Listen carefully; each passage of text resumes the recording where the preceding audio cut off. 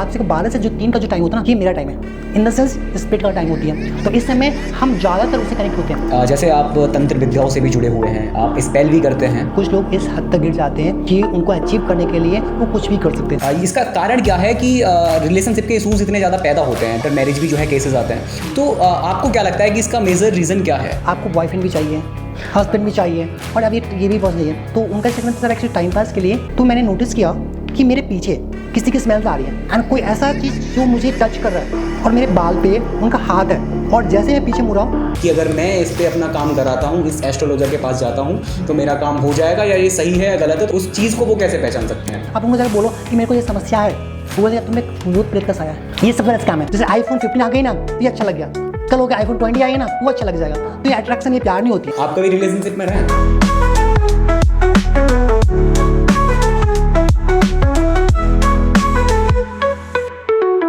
नमस्कार दोस्तों, मैं हूं प्रिंस और आपका स्वागत करता हूं स्टोरी विद प्रिंस में।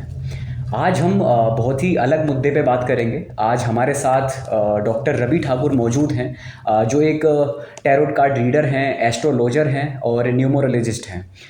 इनसे जुड़कर, इनसे बातचीत करके आज बहुत सारी बातों को जानेंगे, बहुत सारी चीज़ों को समझेंगे कि ये चीज़ें होती कैसे हैं आखिरकार। आपने देखा होगा कि तंत्र विद्याओं द्वारा कार्य किए जाते हैं, करवाए जाते हैं। जो भी लोगों की समस्याएं होती हैं, चाहे वो उनकी रिलेशनशिप के प्रॉब्लम्स हों और घरेलू समस्याएं हों, उन सब का निवारण कराने के लिए लोग बाग आज ऐसे लोगों के पास जाते हैं, एस्ट्रोलॉजर के पास जाते हैं, उनसे अपनी समस्याओं के बारे में जानते हैं और उनका निवारण कराते हैं।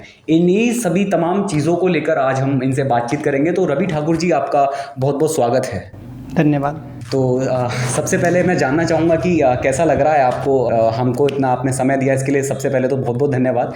और आज हम इन सारी चीज़ों पे बात करने जा रहे हैं, तो आपको कैसा लग रहा है? देखिए सर, एक्चुअली आपने बुलाया है, ये सबसे बहुत बड़ी बात है। सेकेंड थिंग, बात करना हमें, जैसे आपने टॉपिक डाली कि डिस्कशन करनी है, तो बहुत सी जानकारी देना हमें खुद अच्छा लगता है, और लोगों से अपना पॉइंट व्यू रखना। जैसे आपने बोला कि डिस्कस करनी है, इसलिए मैंने आपको टाइम दिया कि चलिए आज डिस्कस करते, कुछ नई चीज़ सीखने को मिलेगा, कुछ आप हमसे सीखोगे, कुछ मैं आपसे सीखूँगा, तो कुछ ना कुछ नया चीज़ होने वाली है। ओके, तो समय ज़्यादा नहीं जो है खर्च करते हैं, तो सीधा मैं सवाल पे आऊँगा, अपने पहले सवाल पे। आजकल बहुत ज़्यादा चलन में है एस्ट्रोलॉजी, बहुत ज़्यादा चलन में है। आपने देखा होगा कि यूट्यूब पे भी तमाम एड्स आते रहते हैं हर वीडियो के पहले कि अगर आपके पास कोई समस्या है, आपके जीवन में कोई समस्या है, तो आप इस एस्ट्रोलॉजर के पास जा सकते हैं अपनी समस्या का निवारण कराने के लिए। तो मैं सबसे पहले जानना चाहूँगा कि एक एस्ट्रोलॉजर की क्या प्रोफाइल होती है, क्या क्रियाविधि होती है, और किस तरह से वो चीज़ों को डील करते हैं, किस तरह को लोगों की समस्याओं का हल करते हैं? देखिए, एस्ट्रोलॉजी की मैं बातचीत करूँ, एस्ट्रोलॉजी इज़ द वे जिनके थ्रू आप एक राइट पाथ को चूज़ कर सकते हो। हमारे जो डे टू डे लाइफ में बहुत सी प्रॉब्लम्स आती है, आप जानते होंगे, और हमें एक गाइडेंस के लिए, मेंटोरशिप के लिए हम अगर किसी एस्ट्रोलॉजी से कंसल्ट करते हैं, ठीक है, तो हम एक राइट पाथ दिखा सकते हैं। आपने देखा होगा कि बहुत से लोग बहुत कम एज में सक्सेसफुल आते हैं, एंड बहुत से लोग बहुत ज़्यादा मेहनत करते हैं, फिर भी वो सक्सेसफुल नहीं होते। क्यों? क्योंकि उनके पास एक मेंटोरशिप होती है, एक गाइडेंस होती है, जिनके बिहाफ पे वो अपनी प्रॉब्लम को सॉल्यूशन उनको मिल जाती है।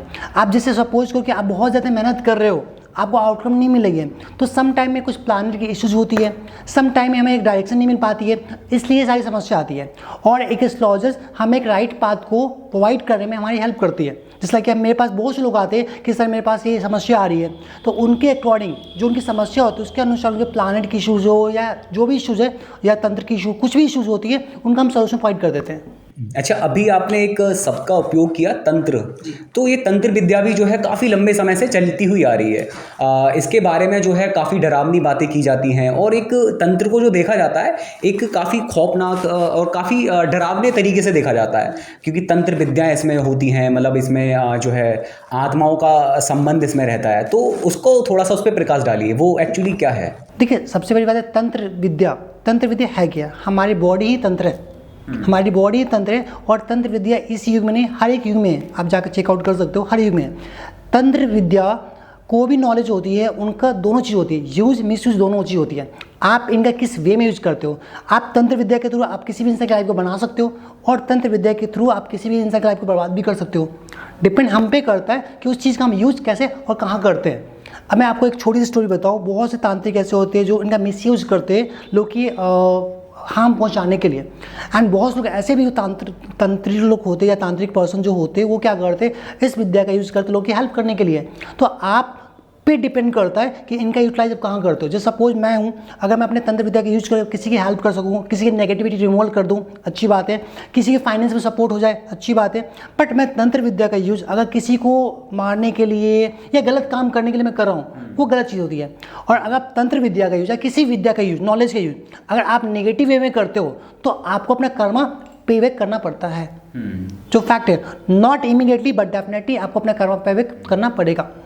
तंत्र विद्या के द्वारा हम कितनी गहराई तक जा सकते हैं और किस तरह के कार्य इसके द्वारा किए जा सकते हैं? तंत्र विद्या के थ्रू आप कोई भी कार्य को कर सकते हो। आप किसी इंसान की लाइफ को बना भी सकते हो, किसी इंसान की लाइफ बिगाड़ भी सकते हो। चाहे आपकी हेल्थ की समस्या हो, चाहे वो फाइनेंस की समस्या हो, चाहे वो कैरियर की समस्या हो, उनको भी आप उससे इंप्रूवमेंट ला सकते हो, राइट ना। साथ में तंत्र विद्या के थ्रू आप किसी को डिस्ट्रॉय भी कर सकते हो, क्योंकि आपने सुना होगा बहुत से हमारे सनातन धर्म में वैसे बहुत से स्टोरीज है एंड ग्रंथ है, आप जहाँ पर जाकर आप देखोगे, पढ़ोगे, आपको मालूम चलेगा कि तंत्र एक ऐसी चीज़ है जिनके थ्रू लोग, आप सपोज लाइक ये रामायण टाइम में आपने देखा होगा कि रावण थे।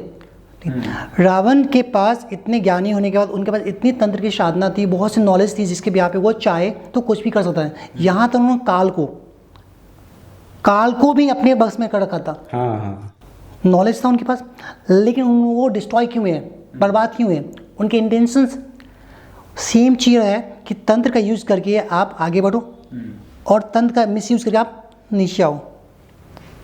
किस पे डिपेंड करता है? हम पे, हमारे इंटेंशन पे। पर आज की सोसाइटी में तंत्र का 99% मिसयूज की जाती है। अच्छा, ठीक है। आप एक सफल एस्ट्रोलॉजर हैं और टैरोट कार्ड रीडर हैं। काफ़ी लोग दिन पे दिन आपके पास आते हैं अपनी समस्याओं को लेकर, अपनी समस्याओं का निवारण कराने के लिए। तो मैं जानना चाहता हूँ कि किस तरह की समस्याएं लेकर लोग आपके पास सबसे ज़्यादा आते हैं? जैसे फाइनेंशियल प्रॉब्लम्स हो सकती हैं, रिलेशनशिप की प्रॉब्लम्स रह सकती हैं, तो किस तरह के लोग आपके पास जो है अधिक आते हैं? मेरे पास अगर मैं बातचीत करूँ, अगर 100 से 90 to 95% जो लोग आते हैं वो रिलेशनशिप के आते हैं, नेगेटिविटी रिमूवल्स के आते हैं, हेल्थ और फाइनेंस। मोस्टली केस मेरे पास यही सारी चीज़ आती है। और अगर मैं बातचीत करूँ तो 60 to 70% relationship and tantra like black magic removals, right no, इनके केसेस आते हैं मेरे पास। तो अभी आपने बताया कि रिलेशनशिप के केसेस जो है मोस्टली आते हैं आपके पास, तो मैं जानना चाहूँगा कि किस तरह से उनका निवारण करते हो और किस किस तरह के केसेस आते हैं? ठीक है, रिलेशनशिप का केस हम लोग के पास जो आते हैं स्पेशली वो हस्बैंड वाइफ का आते हैं एंड गर्लफ्रेंड। आजकल के जो यूथ है, कपल्स हैं, ठीक है, गर्लफ्रेंड बॉयफ्रेंड के भी आते हैं, वन साइड रिलेशनशिप भी आते हैं, डिफरेंट टाइप के डिफरेंट कैटेगरी के केसेस आते हैं। मोस्टली मेरे पास आते हैं गर्लफ्रेंड बॉयफ्रेंड का आते हैं, क्योंकि मैं खुद एक यूथ हूँ तो मेरे पास यूथ ज़्यादा कनेक्ट होते हैं, राइट नो। एंड इनमें मेनली मैंने जो नोटिस किया है, लोगों के पास क्या होती है कि जैसे रिलेशनशिप स्टार्ट करने के बाद जब उनके पार्टनर के साथ मिसअंडरस्टैंडिंग होती है या ब्रेकअप होता है, राइट नो, तो वो अपने पार्टनर को अचीव करने के लिए वो मेरे पास आते हैं, ठीक है। सम टाइम तो रिलेशनशिप में जो थर्ड पार्टी आ जाती है तो उनको रिजॉल्व करने के लिए मेरे पास आते हैं। जब एक हस्बैंड वाइफ के बीच में डाइवोर्स का केस हो, ठीक है, या उनको मिसअंडरस्टैंडिंग कुछ चल रही है तो सॉल्व करने के लिए भी लोग मेरे पास आते हैं। तो ये सारी जो डिफरेंट टाइप की जो केसेस होती है वो मेरे पास आते हैं एंड उनका हम समाधान डिफरेंट तरीके से करते हैं। जैसे सम टाइम हम उनके प्लानेट को हील कर देते हैं, सम टाइम उनको पूजा के माध्यम से एंड सम टाइम तंत्र के माध्यम से भी इसका समाधान होती है। वो डिपेंड करता है कि उनकी सिचुएशन परिस्थिति क्या है। अच्छा, अभी आपने जो है काफ़ी सारे केसेस की बात की, तो इसी बीच में जानना चाहूँगा कि कोई आपकी ज़िंदगी का जो है, आप भी काफ़ी ज़्यादा समय इसमें दे चुके हैं अपना, तो अभी तक के कार्यकाल में कुछ ऐसे केस बताइए हमें, कोई one of the best case की जो एकदम यूनिक हो, है ना। इस तरह के केसेस आपके पास डेली नहीं आते हैं, है ना, और जो थोड़ा सा एब नॉर्मल हो, थोड़ा सा यूनिक हो, ऐसा कोई केस हमें बताइए आप अपना। देखिए, रिलेशनशिप की में बात करूँ तो ऐसे बहुत से ऐसे केस हैं जो यूनिक केसेस होते हैं। जैसे मैं बात करूँ वन साइड रिलेशनशिप, कुछ लोग इस हद तक गिर जाते हैं कि उनको अचीव करने के लिए वो कुछ भी कर सकते हैं। जैसे मैं बताऊँ, मेरी स्टोरी है, ये दिल्ली की एक स्टोरी है, नाम नहीं बता सकता, पर्सनल है। वो पर्सन मैम थी, वो आई थी मेरे पास कि लगे सर मेरे को ये पर्सन चाहिए। तो मैंने उनसे पूछा कि पर्सन कौन है, तो बोला सर ये मेरा फ्रेंड है। वो बहुत अच्छी बात है। नाउ उनके पार्टनर के, उनके फ्रेंड के साथ उनकी मैंने बॉन्डिंग बहुत अच्छी कर दी, उनकी कम्युनिकेशन अच्छी हो गई, बॉन्डिंग अच्छी हो गई, रिलेशन स्टार्ट भी हो गया। आफ्टर 6 मंथ वो फिर से मेरे पास आई, पर्सन डिफरेंट था, ठीक है। बोला सर एक्चुअली इनके साथ मेरे को मैरिज करना है, इनके साथ मेरे को बॉन्डिंग अच्छी करनी है। बोले फिर मैंने उसे क्वेश्चन पुट अप कर दी कि लाइक ये जो आपका पास्ट का था उनका क्या? सर वो तो है, वो मेरा बॉयफ्रेंड है और इनके मेरे को क्या करना है, इनसे मुझे मैरिज करनी है। ओके। वेल एंड गुड, बहुत अच्छी बात है, कीप इट अप, आप करो। फिर एक्चुअली इनके कुछ प्लानेट के इशूज़ थे, उसको रिजॉल्व किया। जब वो रिजॉल्व हो गई, उनकी मैरिज भी हो गई। आफ्टर मैरिज 1.5 ईयर्स के बाद फिर से वो बंदी मेरे पास आ रही है और ये कह रही है कि सर एक्चुअली एक मेरा फ्रेंड है जिनसे उन्होंने मेरे से बात करना बंद कर दिया, वो मेरे ऑफिस के कलीग है, और सर आप कुछ भी कीजिए, आपको जो चाहिए वो चीज़ मैं देने के लिए रेडी हूँ, बट सर इनसे मेरी दोस्ती बॉन्डिंग अच्छा कर दो। तो मुझे थोड़ा सा शौक लगा कि यार आप चाहते क्या हो, आपको बॉयफ्रेंड भी चाहिए, हस्बैंड भी चाहिए, और अब ये भी पसंद चाहिए। तो उनका स्टेटमेंट था सर एक्चुअली टाइम पास के लिए कोई ना कोई तो होना तो चाहिए। हाँ। आपको जो चाहिए, जितना अमाउंट चाहिए मैं देने के रेडी हूँ। तो मैंने बोला देखो मैम, मैं करने के लिए कर तो सकता हूँ, no doubts, but karma is back. Exactly. ये बात मैंने उनको बोली और उन्होंने बोला सर आप कर दो। रोना धोना उनका स्टार्ट हो गया, मैंने कर दिया। आफ्टर 23 मंथ के बाद मालूम चला है उनका डाइवोर्स फाइल हो गया। रीजंस क्या था? Karma is back. अगर मैं आज किसी के साथ, चाहे कोई भी इंसान हो, चाहे मैं हूँ चाहे आप हो, हम किसी के साथ कुछ गलत कर रहे हैं तो कल हो के हमारे साथ गलत होगा, नॉट इमीडिएटली बट डेफिनेटली। इसलिए मैं रिलेशनशिप के लिए मैं एडवाइस देता हूँ, अगर आप किसी साथ रिलेशनशिप में जाना है तो परमानेंट जाओ, अदरवाइज जाओ मत। क्योंकि अगर आज आप किसी साथ खिलवाड़ करो, कल होके कोई और आपके साथ खिलवाड़ कर सकता है। मे बी अगर आपके साथ नहीं होगा तो आपकी फैमिली मेम्बर में किसी साथ हो सकता है, ये कंफर्म है, राइट। सो यही मैं सजेस्ट करूँगा। सेकेंड थिंग, जैसे आपने बोला एबनॉर्मल केसेस, एक एबनॉर्मल केसेस ये थी। सेकेंड थिंग, बहुत से ऐसे कपल्स आते हैं कि सर मेरे को चाहिए, जो उनके रिलेशनशिप में थर्ड पार्टी आ जाती है। जैसे आप लोग हस्बैंड वाइफ हैं, कोई थर्ड पार्टी को अट्रैक्ट हो गई, चाहे वो बॉयज हो चाहे गर्ल्स हो, सर मुझे इनसे प्यार हो गया, ऐसा मैं इनके नहीं रह सकता। एक्चुअली वो प्यार नहीं होता, वो अटैचमेंट होती है, वो अटैचमेंट होती है। जैसे iPhone 15 आ गई ना तो ये अच्छा लग गया, कल हो गया iPhone 20 आएगी ना वो अच्छा लग जाएगा। तो ये अट्रैक्शन, ये प्यार नहीं होती है। फिर उस केस में हम क्या करते हैं, जो थर्ड पार्टी होती है with the help of puja and tantra, उनको हम लोग साइड कर सकते हैं। और बेसिकली उनके जो पार्टनर्स होते हैं ना वो भी कर सकते हैं। क्योंकि देखो थर्ड पार्टी आती कब है, जब आप दोनों के बीच में कुछ मिसकम्युनिकेशन है, मिसअंडरस्टैंडिंग है, या आप दोनों के बीच में कुछ ना कुछ इशूज है, आइदर प्लैनेट्स का है, आइदर कुछ एनर्जी इम्पैक्ट है, तभी ये थर्ड पार्टी आपके लाइफ में एंटर करती है।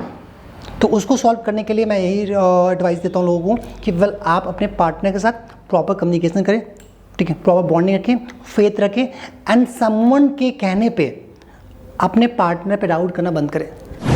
अच्छा, थोड़ा सा हॉरिबल करते हैं इसको। जैसे आप तंत्र विद्याओं से भी जुड़े हुए हैं, आप स्पेल भी करते हैं, और जो कि जाहिर है कि लेट नाइट रहता है आपका वो सेशन। तो कहीं ना कहीं जो आपका संबंध है, जो क्रिया विधि है आपकी, वो आपका संबंध कहीं ना कहीं आत्माओं से भी है ना, स्पिरिट से भी है। हाँ तो जी। उस तरह की थोड़ा सा हमें चीज़ें बताइए कि किस तरह से वो क्रिया विधि रहती है ना। और मान लीजिए, क्योंकि अगर आत्माएं उससे संबंध रखती हैं आपकी क्रिया विधि से, तो वो कहीं ना कहीं एक थोड़ा सा उसको डरावने तरीके से भी देखा जा सकता है, और थोड़ा सा उसको जो है खौफनाक तरीके से भी देखा जा सकता है। तो उस तरह को, उस चीज़ को आप कैसे डील करते हैं? मेरी स्पिरिट कम्युनिकेशन की बात करूँ, मुझे बहुत अच्छा लगता है कि लेकिन जो मरे हुए इंसानों से बातचीत करना, राइट। और मैंने किया भी है, एंड मेरे बहुत से एक्सपीरियंस है। जैसे लगे मैं बात करूँ, एक एक्सपीरियंस मेरा खुद का लाइफ का था। वन टाइम मैं अपने ऑफिस में बैठा हुआ था, एंड एक्चुअली कुछ साधना थी, कुछ तंत्र क्रियाएं थी, वो मैं कर रहा था। तो मैंने नोटिस किया कि मेरे पीछे किसी की स्मेल्स आ रही हैं, एंड कोई ऐसा चीज़ जो मुझे टच कर रहा है, और मेरे बाल पे उनका हाथ है, और जैसे मैं पीछे मुड़ रहा हूँ कोई है ही नहीं। और ऐसा एक बार नहीं, मल्टीपल टाइम हुआ। एक बार की बात है, मैं एक हवन कर रहा था। हवन में जो आहुति जो देते ना, आहुति देते देते मैंने फील किया सामने कोई लेडी खड़ी है ब्लैक में। मैं रूम लॉक था, कोई था ही नहीं वहाँ पे, बट जैसे लास्ट जो माला थी जिसे मैं कंप्लीट करने वाला था, एक बैग सामने आई। मैं शॉक रह गया कि लगे ऐसा क्या था, और बट मैं वहाँ पे रुका नहीं। जैसे मैंने अपने माला पूरी कंप्लीट किया, देख रहा हूँ कोई है ही नहीं। एंड सम टाइम जैसे मैं जहाँ बैठता हूँ, ठीक है, पायल की आवाज़ आना, ये नॉर्मल सी बात है। स्मेल्स आ जाना, किसी को ना होने के बाद भी कोई आवाज़ आ जाना, ठीक है, किसी गुर्राने की आवाज़ आ जानी, ठीक है। और स्पेशली ये नाइट के टाइम में जो एक्टिवेट क्यों होती है, स्पेशली रात से 12 से जो 3 का जो टाइम होता है ना, ये मेरा टाइम है, इन द सेंस स्पिरिट का टाइम होती है। तो इस समय हम ज़्यादातर उससे कनेक्ट होते हैं, एंड इस समय जो भी काम करते हैं ना, वो 10 गुना ज़्यादा पावरफुल होती है। अगर मैं डे में काम करूँ, ठीक है, तो कम है, बट ये काम नाइट को करूँ तो जल्दी हमें रिजल्ट्स मिलती हैं, क्योंकि वो स्प्लिट का टाइम है। अभी आपने बताया कि इस तरह की एक्टिविटी आपके साथ हो चुकी हैं और मल्टीपल टाइम पे जो है हो चुकी हैं, तो कहीं ना कहीं आपको नहीं लगता कि इन चीज़ों से थोड़ा खतरा भी हो सकता है?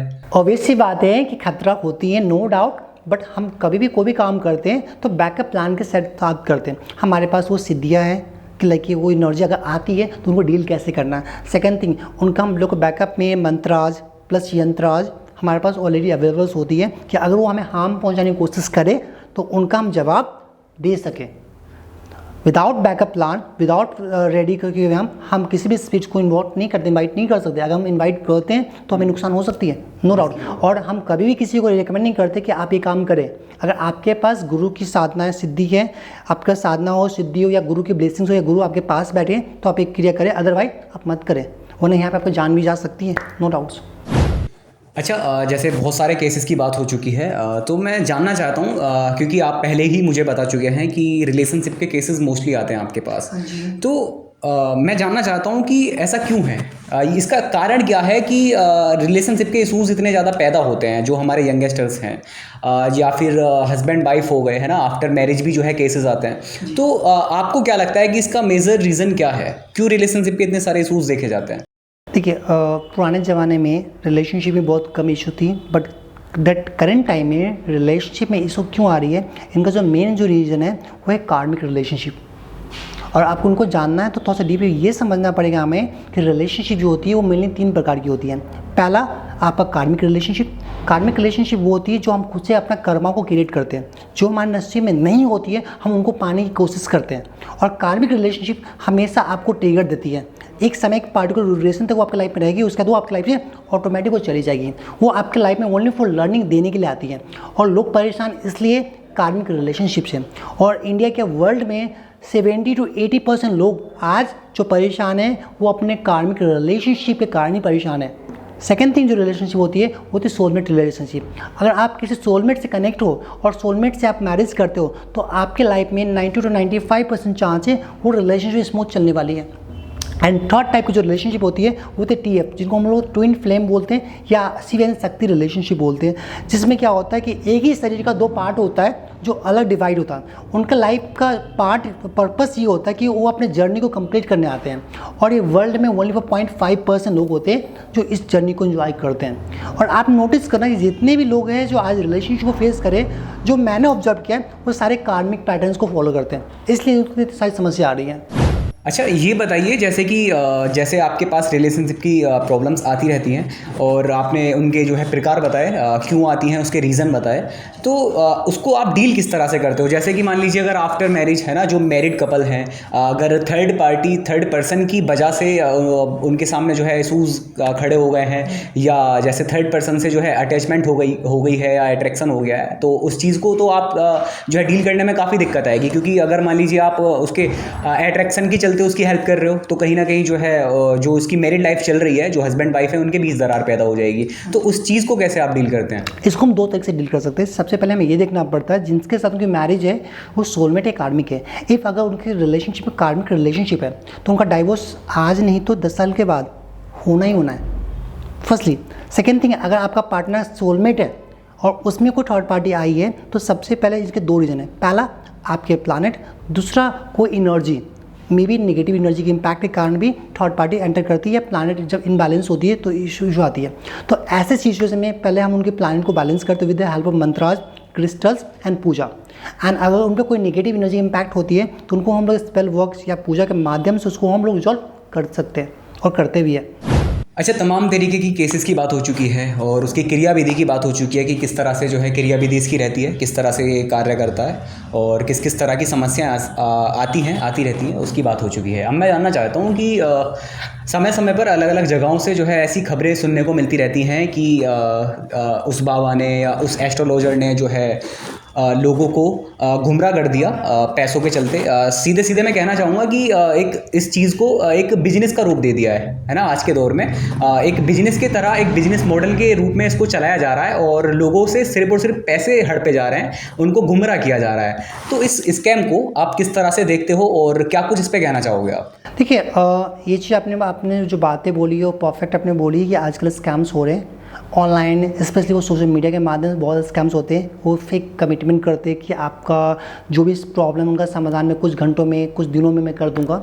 ये सबसे बड़े स्कैम्स हैं, क्योंकि आपको एक चीज़ समझना पड़ेगा, तंत्र के थ्रू, पूजा के थ्रू, सबके थ्रू काम होती है, बट टाइम लगता है। क्योंकि हमारे सनातन धर्म में चाहे तंत्र की क्रिया हो चाहे कोई भी क्रिया हो, उसमें टाइम लगती है। एटलीस्ट कम से कम 11 डे होती है, 21 डे होती है, 41 डे होती है, डिपेंडिंग अपन सिचुएशंस, ठीक है। बट आजकल के जो भी स्कैमर्स होंगे, आप उसे देखना, नोटिस करना, वो आपको लालच देंगे कि 2 घंटे में कर दूंगा, 4 घंटे में कर दूंगा, 24 घंटे में कर दूंगा, 48 घंटे में कर दूंगा।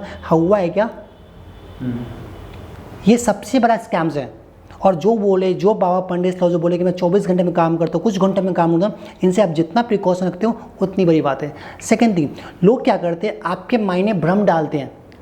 आपको थोड़ा सा लॉजिकल भी होना है। आप एस्ट्रोलॉजी पे, तंत्र पे बिलीव करो, बहुत अच्छी बात है, बट थोड़ा सा अपने खुद ही भी कॉमन सेंस यूज़ करना है। आजकल क्या है कि अगर आपको कुछ भी हो रहा है, आप किसी जो स्कैमर्स होते हो क्या करते हैं, आपने उनको बोला कि भाई आपको कोई प्रॉब्लम ना भी है ना, आप उनको जाकर बोलो कि मेरे को ये समस्या है, वो बोलेगा तुम्हें भूत प्रेत का साया है।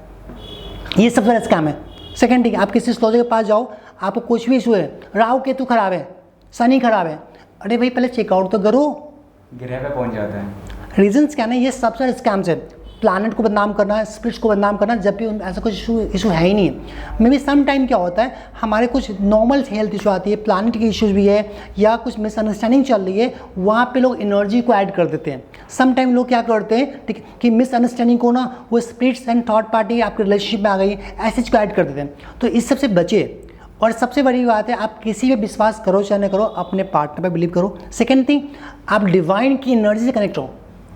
और मैं सबके लिए एक छोटा सा एग्जांपल दूंगा कि आजकल के जो यूथ है ना, जो कहते हैं ना कि लाइक ये सर रिलेशनशिप में ये इशू आ रही है। देखो, अगर आपको सच में किसी से प्यार हो जाए ना, तो पूजा पाठ करना स्टार्ट कर दो। क्यों? भला होगी तो टल जाएगी, और प्यार होगी तो मिल जाएगी। अच्छा, देखिए, मुझे लगता है कि समस्याएं तो चलती ही रहेंगी, आती रहेंगी लोगों के जीवन में, क्योंकि जीवन जो है संघर्ष का नाम है, तो समस्याएं तो आती रहेंगी। और अगर समस्याएं आती रहेंगी तो लोग चाहे एस्ट्रोलॉजर के पास जाएं या किसी तंत्र विद्या करने वाले के पास जाएं, तो उनके पास जाते ही रहेंगे अपनी समस्याओं को उनका हल कराने के लिए। तो उनको कैसे अवेयर किया जा सकता है, कैसे उनके लिए आप क्या कुछ समझाना चाहेंगे कि किस तरह से वो इन चीज़ों की जो है पहचान कर सकते हैं कि अगर मैं इस पर अपना काम कराता हूँ, इस एस्ट्रोलॉजर के पास जाता हूँ, तो मेरा काम हो जाएगा, या ये सही है या गलत है, तो उस तरह से उस चीज़ को वो कैसे पहचान सकते हैं? जैसे आपने पूछा कि हम कैसे ट्रस्ट करें, आप कोई भी काम करो तो पहले उनसे प्रॉपर इन्फॉर्मेशन लीजिए। लोग क्या करते हैं, जैसे आप उनके पास गए, आपने बोला कि मेरे को ये समस्या है, उन्होंने बोल दिया कि ये समाधान ये कर लो, इतना पैसा दे दो, ये काम हो जाएगा। नहीं, आप पहले उससे पैटर्न पूछो। सपोज करिए लगे अगर मेरे प्लानट की इशूज़ है, तो प्लानट की इशू कब से है, सॉल्यूशंस क्या है, क्या इनका सोल्यूशन मैं खुद से कर सकता हूँ या नहीं कर सकता हूँ। और मैं आपको बातचीत करूँ, हमारे जो डे टू लाइफ में 100 में से 70% प्रॉब्लम ऐसी आती है, उनका समाधान हम खुद से कर सकते हैं, चाहे वो प्लानट के हो या तंत्र का हो, सबका। लेकिन कोई भी इसलिए वो बताता नहीं है। आपको जानना है तो इस तरीके से आप जान सकते हो कि आप उनसे पूछो, क्या ये समस्या जो मेरे पास आई है, क्या ऐसा कोई समाधान है जो इसका मैं खुद से निवारण कर सकूँ। आप देखना कि नोटिस करो कि वो बोलेगा नहीं आप नहीं कर सकते हो, ये आपके बस में नहीं है, समझ लें भैया राम राम। क्यों? कारण बताता हूँ। ओनली फॉर कुछ केस ऐसे होते हैं जिनका समाधान आप नहीं कर सकते हो। जिसमें वो बाद में कौन कौन से वो बाद में बताऊँगा क्या क्या कर सकते हो। अगर आपके कोई प्लानट के इशूज़ है, उनको आप खुद से सॉल्व कर सकते हो। अगर आप पे छोटी मोटी नेगेटिव एनर्जी इम्पैक्ट है, उनका समाधान खुद से कर सकते हो। आपके कोई हेल्थ इशूज़ है, उनको उपाय खुद से कर सकते हो। आप क्या नहीं कर सकते हो, अगर आप पे कोई ब्लैक मैजिक रियल में है, उसके लिए आपको किसी एस्ट्रोलॉजर पंडित से आपकी हेल्प लेनी पड़ेगी। सेकेंड थिंग, अगर आप पे कोई स्पिरिट की इम्पैक्ट है, ठीक है, उसके लिए आपको एस्ट्रोलॉजर कंसल्ट करना पड़ेगा, उनकी आपको हेल्प लेनी पड़ेगी। अदरवाइज हमारे लाइफ में जो डे टू डे लाइफ में बहुत छोटी छोटी जो प्रॉब्लम होती है, उनका समाधान हमारा मंत्राज, क्रिस्टल्स, ठीक है, पूजा, नॉर्मल पूजा ने हवन होती है या स्पेल वर्क होती है जो बेसिक, वो उनके माध्यम से हम खुद से भी कर सकते हैं। आप मुझे एस्ट्रोलॉजर कंसल्ट कर सकते हो कि आप मुझे बताएं कि इस काम को मैं करूं तो कैसे सॉल्व होगा। क्योंकि आजकल लोग पैसे बनाने के चक्कर में आपको रियलिटी बताते नहीं है। जैसे मैं आपको एक छोटी एग्जांपल बताऊं, एक मेरे मुंबई क्लाइंट आए थे, उनकी रिलेशनशिप की समस्या थी। उस मैडम ने उनको सिंपली बोला, क्योंकि वो हीलर जो मैडम थी वो लेडीज़ थी, आपका सेपरेशन जो हुआ है उनका पैसे कर दूंगा, आपको ज़्यादा नहीं, बस 51,000 चाहिए। उन्होंने बस ओनली 51,000 मांगे हैं। और जब मैंने उनके प्रोडक्ट का लिस्ट देखा तो वो 500 रुपये की भी नहीं थी। ये स्कैम है। अगर आप 500 रुपीज़ खर्च करके अगर आप किसी से आप 1000 रुपीज़ 800 रुपीज़ आप ले रहे हो, it's not a scam. But आप 5000 लेके 5000 का सामान लगा के आप 5 lakhs मांग रहे हो, इट्स ए स्कैम। आपका जो मेहनत का पैसा ले रहे हो ना, ये गलत नहीं है। और मैं बताऊँ मैं क्या करता हूँ, जब मेरे पास कोई भी क्लाइंट्स आते हैं उनकी मैं पूरी बात को सुनता हूँ, समझता हूँ। मुझे अगर लगता है कि इनका समाधान ये रेमेडी से होने वाली है, मैं उनको रेमेडीज रिकमेंड करता हूँ। लगता है कि इनका समाधान पूजा से होती है, मैं पूजा रिकमेंड कर देता हूँ। लगता है इनका काम तंत्र कर सकते हैं, तंत्र रिकमेंड कर देता हूँ कि। और सबसे बड़ी बात है, सबसे फर्स्ट प्रायोरिटी में देता हूँ कि आप करना चाहते हैं तो आप कर सकते हो। मेरा काम है आपको गाइडेंस देना। जो मेरा फ़ी है आप मेरा फ़ी पे कर दीजिए, बाकी सब कुछ सिखाने की जिम्मेदारी हमारी और हमारी टीम की है। ये मेरा पॉइंट रहता है। और इस तरीके से आप एक रियल एस्ट्रोलॉजर में और एक फेक एस्ट्रोलॉजर तांत्रिक में आप एक डिफरेंशिएट समझ सकते हो। तो अभी आपने बताया कि जो है किस तरह से एक सही एस्ट्रोलॉजर की पहचान की जा सकती है और किस तरह के एस्ट्रोलॉजर या किस तरह की ऐसी क्रियाविधि करने वाले लोगों की पहचान करके उन पे अपना काम कराया जा सकता है ना। जैसे कि उनके बारे में डिटेल्स में पहले जानकारी लो और अपनी प्रॉब्लम की जो है एक्चुअली जानकारी लो कि किस तरह की समस्या है और किस तरह से इसका निवारण एक्चुअली होता है, और उसके आधार पे इन चीज़ों को जो है आगे बढ़ाओ और अपने काम काज कराओ। तो मैं थोड़ा सा जो है कुछ पर्सनली सवाल आपसे करना चाहूँगा। तो सबसे पहला, जैसे कि आपके काफ़ी सारे पॉडकास्ट पहले भी हो चुके हैं और काफ़ी सारे इंटरव्यूज़ आपके हो चुके हैं, कई सारे अवार्ड शो में भी आप जा चुके हैं, लेकिन जितना मैंने देखा है कि इस तरह के पर्सनल क्वेश्चंस अभी तक मुझे नहीं देखने को मिले हैं।